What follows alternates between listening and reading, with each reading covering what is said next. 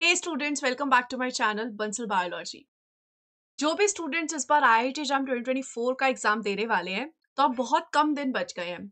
आज के वीडियो में हम ये देखेंगे कि इन कम दिनों में हम किस तरीके से अपनी तैयारी को एक अच्छे लेवल पे लेकर जाएं और किस तरीके से हम अपने मार्क्स जो है आईआईटी एग्जाम के पेपर में बूस्ट कर सकते हैं। सो आइए guys, let's start with the lecture and let's see what should be your strategy for the remaining days for IIT exam.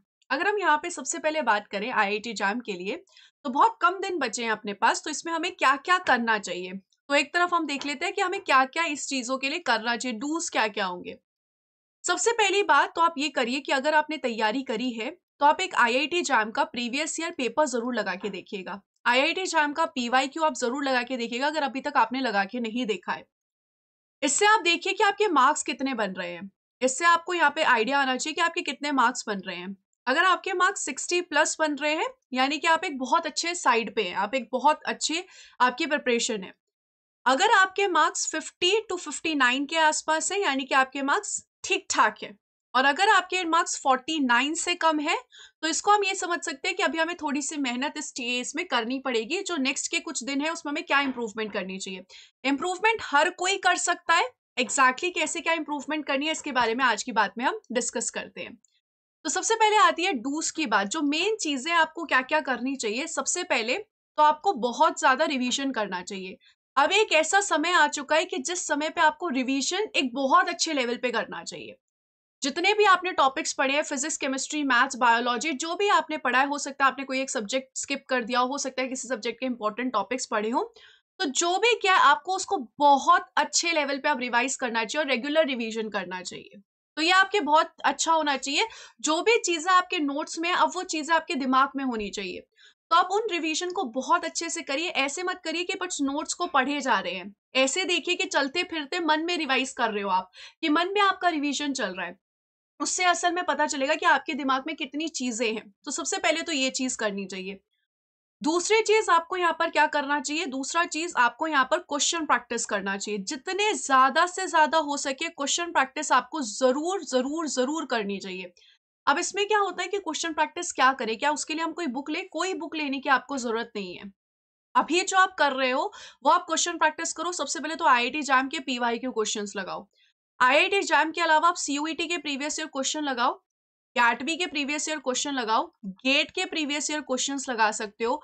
AIIMS के तो मिलते नहीं है, अगर आपको कहीं पे दिख गए कुछ क्वेश्चंस तो आप वो लगा सकते हैं। एचसीयू के प्रीवियस ईयर क्वेश्चंस लगा सकते हो, डीयू के प्रीवियस ईयर क्वेश्चन लगा सकते हो, बीएचयू के प्रीवियस ईयर क्वेश्चंस लगा सकते हो, जेएनयू ईई के प्रीवियस ईयर क्वेश्चंस जो है वो आप लगा सकते हो। तो इतने क्वेश्चंस भी अगर आप लगा लोगे, फिलहाल तो हमारे पास उतना टाइम भी नहीं, अगर आप इतने क्वेश्चंस भी लगा सकते हो ना, तो बहुत अच्छी बात होगी। तो क्वेश्चन प्रैक्टिस जरूर करिए। अगर आप चाहें तो आप मेरे साथ भी क्वेश्चन प्रैक्टिस कर सकते हैं। हमारा कोर्स जो है ऑन गोइंग है प्रैक्टिस कोर्स का, तो आप इसको भी ज्वाइन कर सकते हैं। लिंक जो है मैं पिंड कमेंट में दे दूंगी। तो आप प्रैक्टिस कोर्स भी हमारे साथ आके ज्वाइन कर सकते हो और प्रैक्टिस कर सकते हो। इसके अलावा अगर हम यहाँ पर देखें तो क्वेश्चन प्रैक्टिस आपको करनी है, आपको रिवीजन बहुत ज्यादा करनी है। ये दो चीजें आपको करनी है। तीसरी चीज आपको जो बहुत ज्यादा करनी है वो है कि 3 आवर की अलार्म सेट करके आपको क्वेश्चन पेपर जरूर सॉल्व करने। क्वेश्चन पेपर आपको जरूर सॉल्व करने 3 आवर की अलार्म लगा के। ट्राई करिए कि ये चीज आप हर हफ्ते तो करे ही करे, और ये भी कोशिश करिए कि हर 2 दिन छोड़कर एक दिन आप एक प्रीवियस ईयर पेपर जरूर लगाएं। इससे आपको क्या पता चलता है, इससे आपको सबसे पहले तो आपका जो कॉन्फिडेंस है ना वो बूस्ट होगा। कॉन्फिडेंस जो है वो सबसे पहले आपका बूस्ट होगा कि आपको आदत लगेगी कि हाँ यार मैं कर सकता हूँ, मैं कर सकता हूँ। ऐसे अगर आप रेगुलर क्वेश्चन प्रैक्टिस करोगे ना तो आपको बहुत लगेगा ये, तो आपका कॉन्फिडेंस बूस्ट होने लगेगा और आप जो है एक एग्जाम की लय में आ जाओगे। दूसरी चीज जो आपको यहाँ पे पता चलेगी वो आपकी होगी सिली मिस्टेक। ऐसे बहुत सारे बार होगा कि एग्जाम के बाद आपको लगा यार ये तो मैंने सिली मिस्टेक कर दी, ये तो मैंने सिली मिस्टेक कर दी थी, ये तो क्वेश्चन गलत हो गया, सिली मिस्टेक थी। तो उनको अब आप इंप्रूव कर सकते हो। जब आप अभी सिली मिस्टेक बहुत ज्यादा करोगे ना तो एग्जाम के टाइम पे जाके बहुत ज्यादा सिली मिस्टेक नहीं करोगे। वो बात कहते भी है ना कि जब हम तैयारी कर रहे होते हैं तो पसीना बहाना अच्छा है एज कंपेयर टू जिस दिन लड़ाई हो उस दिन खून बहाने से। सिमिलरली आज के समय पे सिली मिस्टेक को आज ही सुधार लो, एग्जाम में सिली मिस्टेक होगी तो बहुत बुरा लगेगा। तो आज के टाइम जितनी भी सिली मिस्टेक है उनको देखो और उनको अगले एग्जाम में सुधारते जाओ। अगला जो आप दे रहे हो 3 घंटे के अलार्म लगा के सॉल्व कर रहे हो उसको सुधारते जाओ।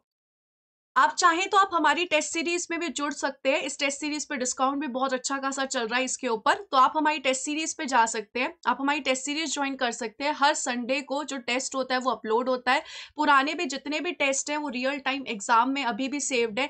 आप वहां पे जाके देख सकते हो, अपनी रैंक देख सकते हो, जितने भी स्टूडेंट्स हैं उसमें कितनी आ रही है। तो आप ये जरूर देखिएगा। तीसरी चीज, सिली मिस्टेक आपको पता चलती है। तीसरी चीज अगर हम यहाँ पे देखें तो एक होती है कि पेपर अटेम्प्टिंग स्ट्रैटेजी आपको आती है कि आपको किस तरीके से पेपर अटेम्प्ट करना है, A section, B section, C section को कितना टाइम देना है। वैसे तो आईआईटी जैम के पेपर में बहुत टाइम होता है, फिर भी आपको बहुत अच्छे से आइडिया आ जाता है ये पेपर किस तरीके से अटेम्प्ट किया जाता है। चौथी चीज, आपको अभी ये पता चल जाएगी कि आप किस मार्क्स में हो। जैसे कि अभी यहाँ पर है ना कि अभी आप किस मार्क्स में हो, तो आप देखिए अभी अगर आप शुरुआत करें तो मैं तो बोलती हूँ कि हर अल्टरनेट डे देने की कोशिश कर लो, ताकि आप देखो कि आपके मार्क्स धीरे धीरे धीरे इंप्रूव होने लग जाएंगे। आपको समझ में आने लग जाएगा कि चीजें क्या क्या रॉन्ग हो रही है, क्या क्या सही हो रही है। देखिए, नॉर्मली अगर अपन गैटबी का पेपर देखेंगे ना, तो नॉर्मली गैटबी के पेपर में 3 सेक्शंस होते हैं। I am so sorry, normally अगर अपन आईआईटी जैम का पेपर देखेंगे ना, तो आईआईटी जैम के पेपर में बेसिकली 3 सेक्शंस होते हैं। सबसे पहला होता है एमसीक्यू का सेक्शन, सब दूसरा होता है एमएसक्यू का सेक्शन, और तीसरा होता है एनएटी का सेक्शन। एमसीक्यू का सेक्शन जो होते हैं वो इजी सेक्शन है, इसमें आप लोगों को इतना ज्यादा दिमाग नहीं लगाना पड़ता, तो इसमें सिली मिस्टेक होने के चांसेस रहते हैं, जिसकी वजह से आपकी नेगेटिव मार्किंग होगी। लेकिन इसको सुधारना बहुत ज्यादा इजी है, इसलिए एमसीक्यू है। इसको सुधार कैसे सकते हो, रिवीजन आप थोड़ा बहुत करिए और क्वेश्चंस को ध्यान से पढ़िए, तो इसको आप अच्छे से सुधार सकते हो। और कोई क्वेश्चन में अगर आपको एग्जाम के टाइम पे डाउट लगता है तो उसको मत करिए, स्किप कर दीजिए। एमएसक्यू और एनएटी ऐसे क्वेश्चन है जिसमें आपके कोई नेगेटिव मार्किंग तो नहीं होती है, लेकिन ये आपके एग्जाम में मार्क्स को बहुत अच्छे से डिफाइन करते हैं। सबसे ज्यादा जो स्टूडेंट्स को दिक्कत होती है वो एमएसक्यू में होती है, क्योंकि इसमें एक से ज्यादा ऑप्शन आपके करेक्ट रहते हैं, तो आपको समझ नहीं आता ए बी सही है, ए बी सी सही है, ए डी सही है, कौन से ऑप्शन सही है। 3 ऑप्शन निकालिए, पता चला चौथा भी सही था, तो ये बहुत दिक्कत वाली बात होती है।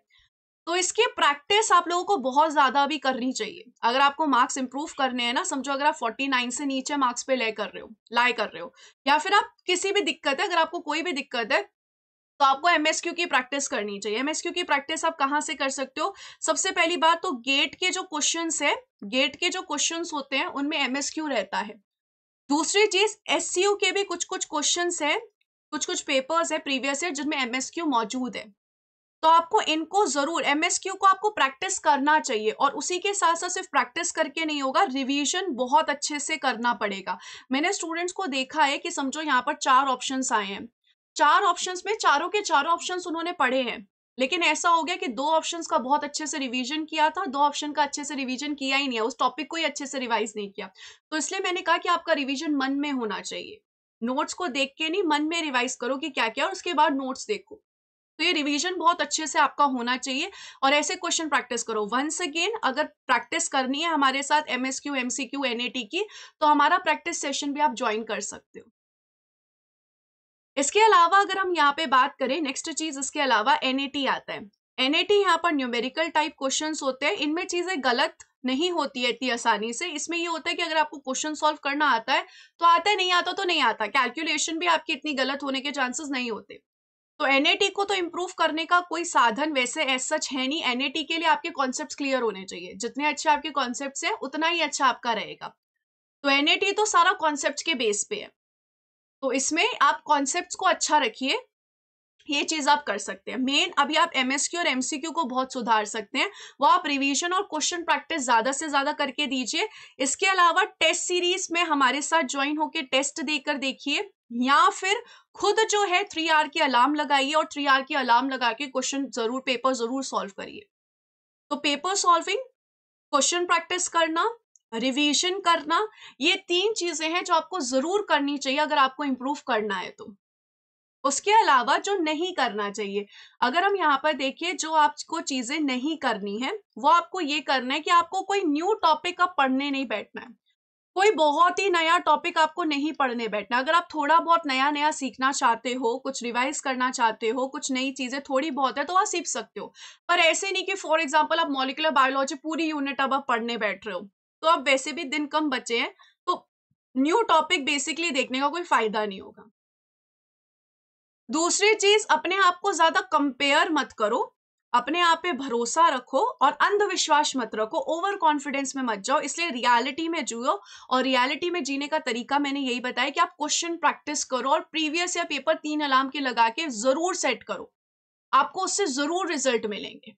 अगर आपको बहुत दिक्कत हो रही है, फिर एनालिसिस भी करना है, सिर्फ टेस्ट नहीं देना, टेस्ट के बाद आपको एनालिसिस भी करना है। आपको ये देखना है कि आपके मार्क्स जो है कम क्यों आए, सिली मिस्टेक की वजह से आए, रिवीजन कम करने की वजह से आए, कोई मुश्किल है, और उन सब पे सुधार करो, उन पे वर्क करो।